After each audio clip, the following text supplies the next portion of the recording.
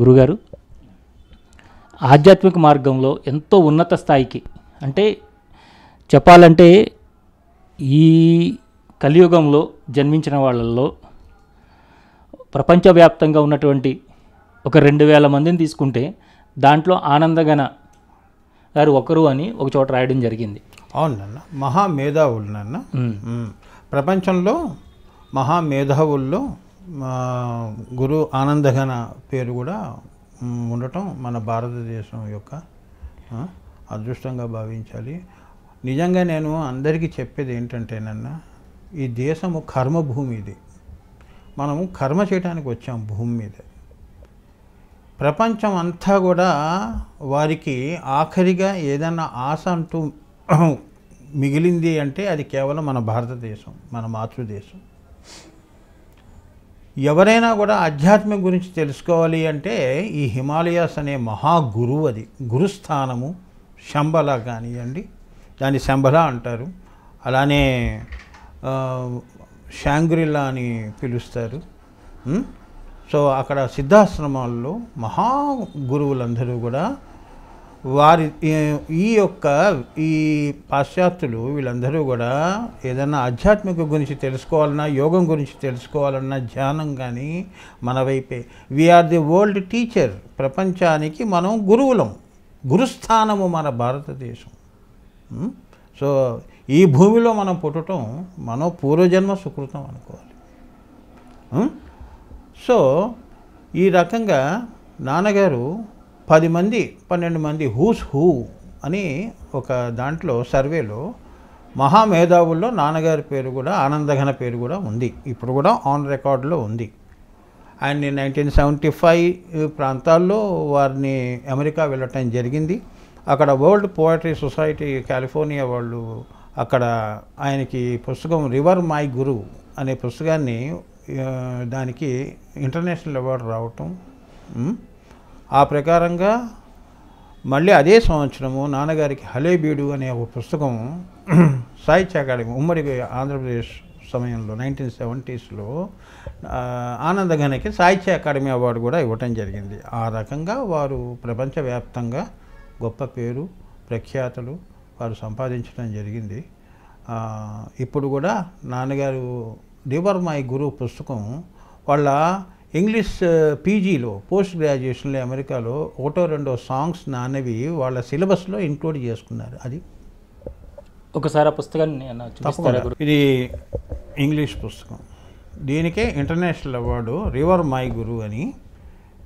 ఇందులో the lame sparrow అని ఒక పోయం, అంటే ఒక కవిత, వారి పోస్ట్ గ్రాడ్యుయేషన్ వాళ్ళ ఎడ్యుకేషన్ సిస్టంలో అది ఇంక్లూడ్ చేశారు. దీనికి ఇంటర్నేషనల్ అవార్డు రావటం జరిగింది. దీని తర్వాత హలేబీడు, అదే సంవత్సరంలో ఈ హలేబీడు అనే పుస్తకం, దీనికి మన ఉమ్మడి ఆంధ్రప్రదేశ్ అప్పుడు 1975 దీనికి కూడా సాహిత్య అకాడమీ అవార్డు ఇవ్వటం జరిగింది. అంటే ఈ పుస్తకంలో ఏముంటుంది గురుగారు? ఇందులో చాలా పాటలు ఆల్ ఇండియా రేడియోలో కూడా, ఉదాహరణకి శివుడి మీద పాట చాలా ప్రశస్తం. శివపాదము నుంచ నేను శిలనైనను కారాద, కైలాసపు స్వామి మరల కలనైనను కారాద అని ఈ పాట ఆల్ ఇండియా రేడియోలో, ఎన్నో మాధ్యమాల్లో కూడా చాలా ప్రశస్తం పొందింది నాన్న. అలానే ఇందులో అన్ని పాటలు కూడా ఆల్ ఇండియా రేడియోలో రావటం జరిగింది. అలానే నాన్నగారి నాటికలు కానీ, అప్పుడు ఆయన సాహిత్యంలో ఎక్కువ ఉండేవాళ్ళు. అప్పుడు అశ్వఘోషుడు అని కూడా ఇప్పుడు కూడా ఆల్ ఇండియా రేడియోలో కూడా అప్పుడప్పుడు వస్తూ ఉంటుంది. ఈ హలేబీడు తర్వాత వారు రాసినవి ఈ రేపటి స్వర్గం అని, ఇది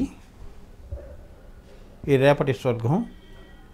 అలానే మనస్ అని ఈ పుస్తకం. అలానే ఈ చిన్ని పుస్తకములు కాలం గీస్తున్న గీతలు. అలానే అశ్వఘోషుడు అని, ఇది ఆల్ ఇండియా రేడియోలో నాటిక. ఇది బౌద్ధ భిక్షువులకు సంబంధించిన నాటిక. ఇది చాలా పేరు ప్రఖ్యాతులు సంపాదించింది. అలానే నిధుర కన్యలు, ఇవన్నీ అవుట్ ఆఫ్ ప్రింట్లో ఉన్నాయి. ఇవి రీప్రింట్ చేయించాలి నాన్న. గురువుగారి రచనలు చిన్న రుచి చూపించారంతే రామకృష్ణ మాస్టర్ గారు, గురువుగారు. అయితే గురువుగారు మన విశ్వం గురువు గారు, ఆనందగణ గురువు గారు వారి స్వహస్తాలతో రాసినది ఏదైనా మాకు చూపించగలుగుతారా? ఉంది నాన్న. వారు మహోతార్ బాబాజీ శంబల్లో సిద్ధాశ్రమంలో ఒకానొక రహస్యమైన ప్రదేశంలో నాన్నగారిని పిలవటం జరిగింది. అప్పుడు ఆయన హాస్టల్లో నాన్నగారు వెళ్ళి బాబాజీతో సంభాషణ జరిగింది నాన్న. అక్కడ ఏం సంభాషణ జరిగింది అనేది ఆయన స్వహస్తాలతో ఆయన పర్సనల్ డైరీలో రాసుకుని ఉంది నాన్న. ఆన్ రికార్డులో ఉంది అది. అది ఆయన స్వహస్తాలతో రాసుకున్నది మీకు నేను చూపిస్తాను. The night of golden rainbow అని, the night of golden rainbow అని ఆయన బాబాజీ హౌ ఆనందగణ మెట్ మహోతార్ బాబాజీ నేస్ట్రల్, ఆస్ట్రల్ అంటే సూక్ష్మ లోకాల్లో సూక్ష్మంగా కలుస్తాం.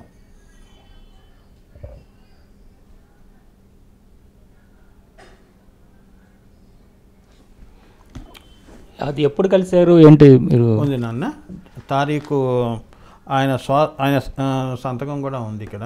10/4/2004లో బాబాజీ వారికి.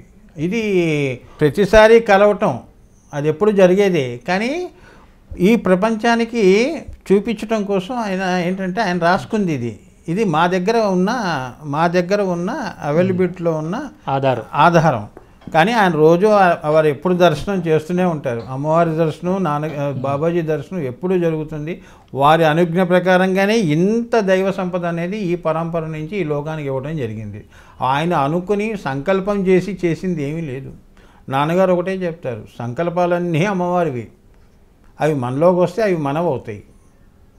సో ఆ తల్లి సంకల్పం చేసింది. నేను లలితా సహస్రనామం చెప్పటం, భాష్యము చెప్పటము, అలానే ప్రతి నామానికి శ్రీమాత, శ్రీ మహారాజ్ఞి అనే నామానికి చెప్పటమే కాదు, యంత్రము కూడా ప్రపంచంలో ఎక్కడా కూడా ఇటువంటి యంత్రాలే లేవు. 1000 యంత్రాలు వేయించుకుంది ఆ తల్లి, ఆ లలితా పరాభట్టారిక, ఆ అమ్మవారు.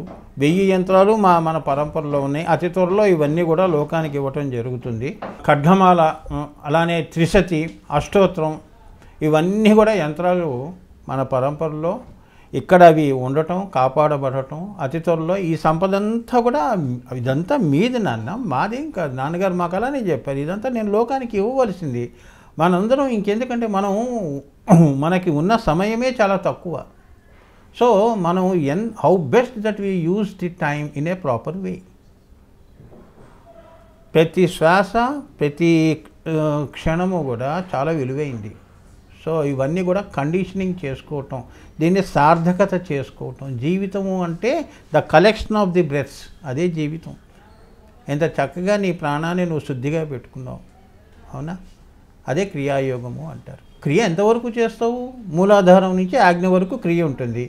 ఎప్పుడైతే నీ యొక్క soul once it is released from the body, అది లైట్గా నువ్వు ఇక్కడ చూస్తావు. అక్కడ క్రియ ఉందయ్యా, నిష్క్రియమే ఉంది. అక్కడ క్రియ ఉంది. ఏం చేస్తాం? క్రియ అదే న్యాసం చేసుకుంటూ సహస్రార కమలాలు దాటుకుంటూ ద్వాదశాంతాలు దాటుకుంటూ సవికల్ప నిర్వికల్పంలోకి వెళ్ళిపోతుంది. అది జీవితం ఉద్ధరణ అంటే. సో మనం చేయవలసిన ప్రయాణాలు 2 ఉన్నాయి. ఒకటి ఆజ్ఞాచక్రం వరకు భౌతికంగా, అక్కడి నుంచి మళ్ళీ కాంతి, అమ్మవారి కాంతి చక్రాలు ఉంటాయి అక్కడ. ఏనన్నా 9 కలిపితే 18, అష్టాదశ మహాదీప సామ్రాట్ భోక్త భవిష్యతి. ఎవరైతే ఆ యొక్క బ్రహ్మకచ్చం దాకా వెళ్ళిన వాళ్ళు మహానుభావులు, అలా సహస్రార కమలం వరకు ద్వాదశాంతాలు అంటే బ్రహ్మకచ్చము, శింసుమారా చక్రం దాటిన తర్వాత వచ్చేది లలితా పరాభట్టారిక అమ్మవారి యొక్క స్థితి. అదంతా నిష్క్రియం, సకల నిష్కల అంటారు. సకల నిష్కల అనే స్థితి అన్నమాట. నిర్వికల్ప సమాధి అంటారు. సో ఇక్కడ ఇదంతా కూడా ఈ మార్గం అంతా కూడా ఎక్కువ నాన్నగారు శ్రీ లలితా సహస్రనామాల్లో, అలానే భగవద్గీత కూడా చెప్పడం జరిగింది భాష్యము. అందులో కూడా క్రియాయోగానికి శ్రీకృష్ణుల వారు దాచినది రహస్యాలు. భగవద్గీత ఏంటంటే అది శ్లోకాలు చదువుకునే శ్లోకాలు కాదు, అది అందులో అంతా కూడా దాచింది ఎక్కువ. క్రియాయోగానికి సంబంధించింది చాలా ఎక్కువ దాచారు. అది కోడెడ్లో ఉంటుంది. కోడెడ్ లాంగ్వేజ్ అంటారు. దాన్ని డీకోడ్ చేయాలి. డీకోడ్ చేస్తే నీకు అసలైన సంపదలన్నీ నీకు కృష్ణుల వారు ఇస్తారు, క్రియాయోగానికి సంబంధించినవి. సో భగవద్గీత కూడా అందులో చూపించడం జరిగింది. అలానే నాన్నగారు క్రియాయోగా గురించి కూడా చెప్పటం, దాని గురించి ఈ లలితా సహస్రనామాల్లో కూడా, అలానే సుందరాకాండ అని ఒక పుస్తకం, అందులో కూడా ఆయన చెప్పడం జరిగింది. అలానే ఆ బాబాజీ మార్గంలో క్రియాయోగ చాలామందికి కూడా ఇనిషియేషన్ అంటే ఏంటంటే అందులో ప్రవేశం, అలానే అనుభూతులు చాలామంది ఉద్ధరించబడటం, వాళ్ళందరూ కూడా ఒక స్థితికి ఎదగటం అనేది కూడా జరిగింది ఇక్కడ అంటే. ఎందుకంటే మేమేం చెప్తామంటే మాకు ఇవ్వడానికి వచ్చిన వాళ్ళు మాకు పబ్లిసిటీలో అవసరం లేదు.